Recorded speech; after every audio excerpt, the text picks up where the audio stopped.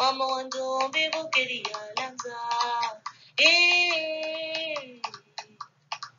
Bulu na bantu ni bubiri wisana. Kemba mumamba ni buweri wakana. Mama wandombe bukeria lanza.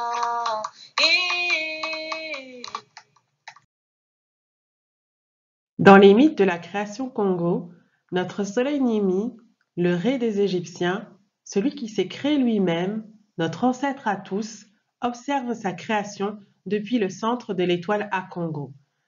Pour reprendre l'image de l'ordinateur, Congo Nimi s'appuie sur les trois entités de la trinité terrestre des mythes de la création Congo. La première entité, c'est Nsaku, a priori Nut des Égyptiens. Nsaku, c'est le système d'exploitation de l'ordinateur divin qui crée l'environnement de travail, celui qui en résumé va créer, ouvrir et ranger les fichiers et les dossiers. Nsaku est par essence la manifestation du pouvoir spirituel dans la matière et donc celui de la pensée créatrice. La seconde entité de la trinité terrestre, c'est Panzu, l'Osiris des Égyptiens. Panzu, c'est la puissance de calcul de l'ordinateur divin qui gère les gigantesques serveurs de données du cosmos. Panzu, c'est la manifestation du pouvoir scientifique dans la matière et donc de l'intelligence. Et la dernière entité de la trinité terrestre, c'est Nzinga, l'Isis des Égyptiens. Nzinga, c'est le compilateur de l'ordinateur divin qui assemble les programmes et les exécute. Nzinga, c'est la manifestation du pouvoir de l'amour dans la matière qui n'est autre que la connexion énergétique. Pour finir, Panzu et Nzinga alimentent Horus, la base de données de l'ordinateur où sont stockées toutes les expériences de l'univers, l'âme du monde, sa mémoire depuis le début de la création. Dans les mythes de la création Congo, ce puissant ordinateur de création de la matière qui nous entoure est appelé Nzambe Divangilu. Nzambe, l'énergie du cosmos, Divangilu, l'industrie, Nzambe Divangilu, l'industrie de l'énergie du cosmos. Cette industrie a tout créé. Maman Toto, la terre, Maman Gunde, la lune, tous les êtres, vous et moi. Tout, et même au-delà de ce que nous pouvons voir dans le temps et dans l'espace. Prenons le temps de détailler ensemble comment. Alors, pour bien créer tout ce que nous voyons autour de nous, Nzambe Divangilu va exécuter Ntu, le programme divin. Ntu, le code de la création de la matière, celui à partir duquel le 1 crée le multiple.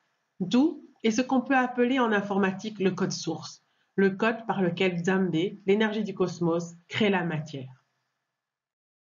Précisons que Ntu est préparé au niveau de la Trinité céleste qui est formée par le pouvoir divin Pungu, l'atome des Égyptiens, l'intelligence divine Bumba, le Thoth des Égyptiens, et l'amour divin Kalunga, a priori Nephthys des Égyptiens. Les deux entités célestes, Kalunga et Panzu, vont créer Ntu, a priori Net pour les Égyptiens. Ils vont créer Ntu, le code source originel de l'univers. Nzambe télécharge donc Ntu dans son Divangilu, son industrie, sa grande machine à créer la vie, son ordinateur cosmique, comme on télécharge une application sur son téléphone. Nzambe télécharge Ntu, le programme divin, dans le Divangilu, version après version.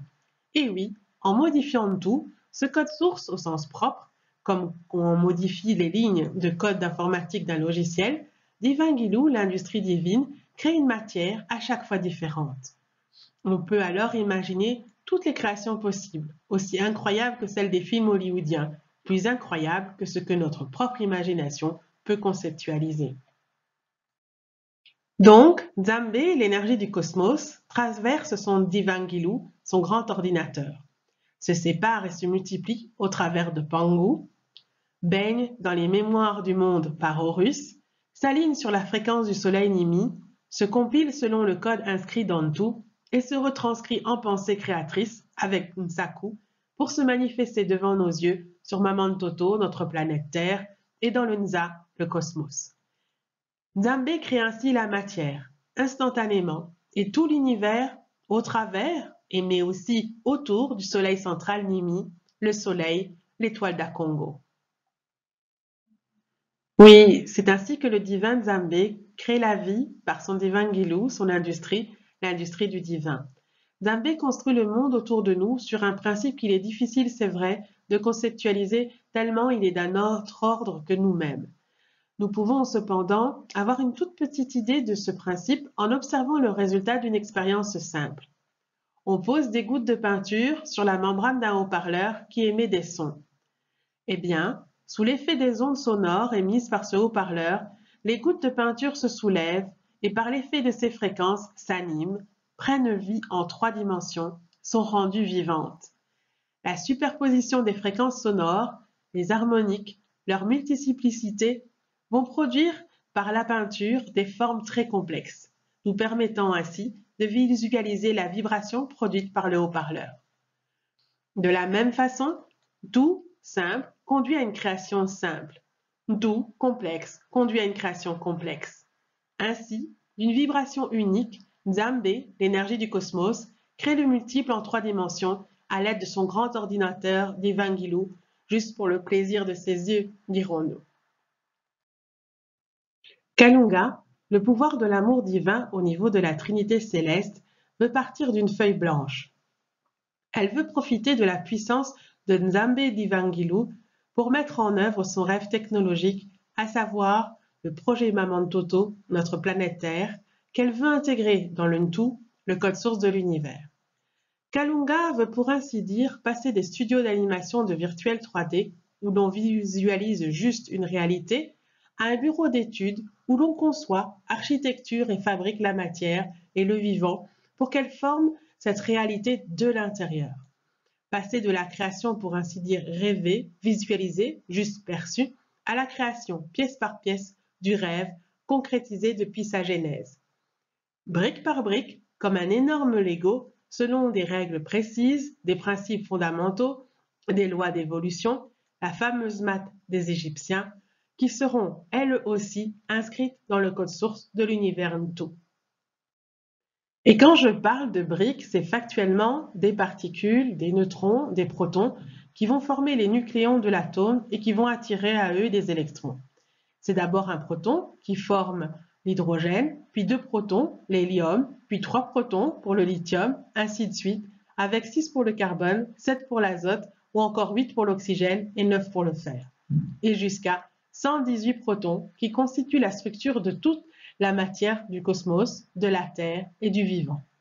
Ce sont ces 118 atomes que l'on peut ranger dans le tableau périodique des éléments des chimistes et qui constituent les briques de base de tout, le code source de l'univers, le tout de la matière. À partir de ces briques unitaires, Kalunga et son équipe vont assembler les molécules et fonctionnaliser la matière en formant de gigantesques astres, les étoiles, le soleil, les planètes, leurs satellites, pour former les multiples galaxies telles que nous les observons aujourd'hui. Ainsi, Kalunga va programmer le tout de la matière et de l'univers. Et puis, les choses sérieuses vont commencer. Kalunga entame la création du vivant, ou plutôt, je dirais, la fabrication du vivant. Oui, l'être qui va se développer par lui-même, bien sûr, toujours suivant le code préétabli Ntu, mais contrairement à la matière inerte, le vivant peut agir par lui-même, en fonction de ce qu'on va appeler son horloge biologique, qu'il possède en lui, en fonction de la température, de la luminosité, de la présence d'eau ou de gaz, d'un stimuli extérieur, l'organisme va déclencher ou arrêter sa croissance, sa transformation, son mouvement, se reproduire ou encore mourir. Kalunga introduit une première bactérie dans les eaux encore chaudes de Maman Toto, notre planète Terre. Une première respiration parvient à capter l'énergie de la lumière du soleil et des molécules de dioxyde de carbone pour en faire de l'énergie biologique capable de faire multiplier la première cellule. Et oui, Kalunga est parvenu à intégrer la copie d'une partie du code Ntu dans la matière. Oui, à partir d'une molécule complexe que l'on appelle l'ARN, acide ribonucléique, la molécule de base de notre ADN qui contient tout notre code génétique, tout ce que nous sommes, notre apparence, notre biologie, nos comportements, Tout est enregistré en nous au moment du fabuleux éclair qui marque l'instant sacré de notre création intra-éthérique. Bon, d'accord. Au début, c'est un code très simple d'une bactérie qui barbote dans les océans pendant des millions d'années. Mais version après version, ce même code se raffine. Les organismes pourront se déplacer, sortir de l'eau, croître et former le monde que nous pouvons admirer aujourd'hui, grâce à ce tout de la matière, ce tout de l'univers, ce tout du vivant. Mais le rêve de Kalunga va encore plus loin. Il va jusqu'à l'aboutissement ultime de ce projet monumental, celui de créer l'être Muntu. Oui, l'être humain. Oui, le porteur d'une tout, code de l'univers. L'être créé qui va pouvoir lui-même créer à son tour. Comme vous l'avez compris, le un, le tout, veut créer depuis sa création. Après s'être créé lui-même, il va oublier qui il est. Il va créer au travers du tout un voile de l'oubli, pour créer pour ainsi dire sans le savoir. C'est véritablement comme dans les mythes sumériens, la sœur de Enki et Enlil, Ishtar, reconnue comme la grande généticienne de l'humanité, qui va savamment créer l'homme à partir du matériel génétique existant sur la Terre et y intégrer les différentes fonctions divines grâce à des structures moléculaires cristallines qu'on appelle chakras, et lui conférer ainsi les propriétés créatrices de Nzambe Divangilu au sein même de l'être Muntu. L'être qui porte en lui le tout, le code source de l'univers, l'être Muntu, est introduit sur Mamantoto, la planète Terre.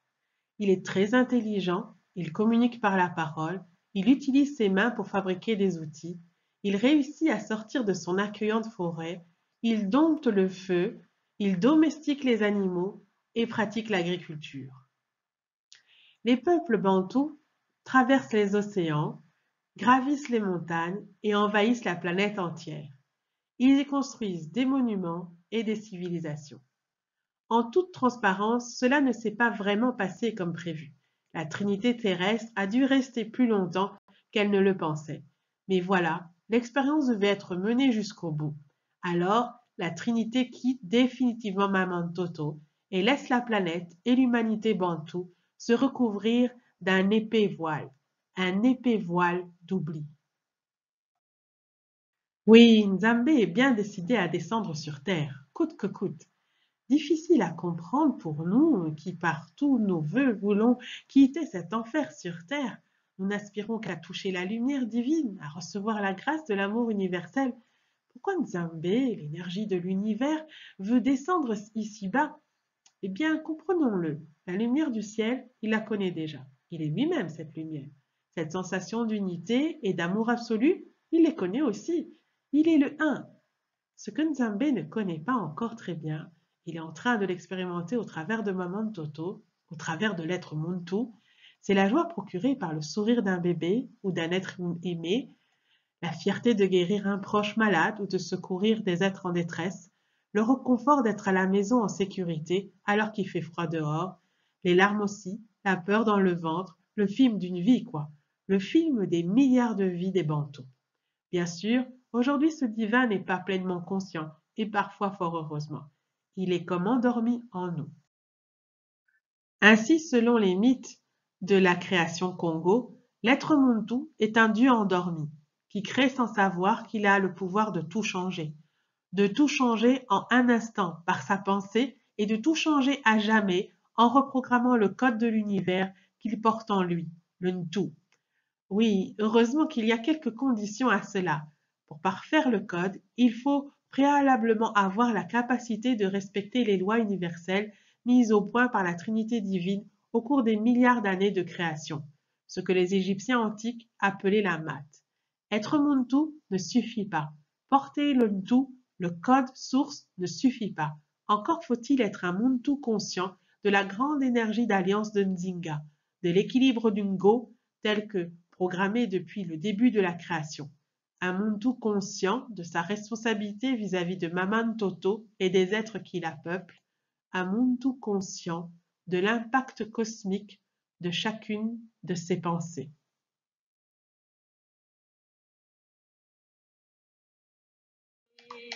Eh, Mama wandombe bukeri yalanza. Bikulu n'abantu ni bubiri wisana. Kembo mumamba ni buweri wakana. Mama wandombe bukeri yalanza.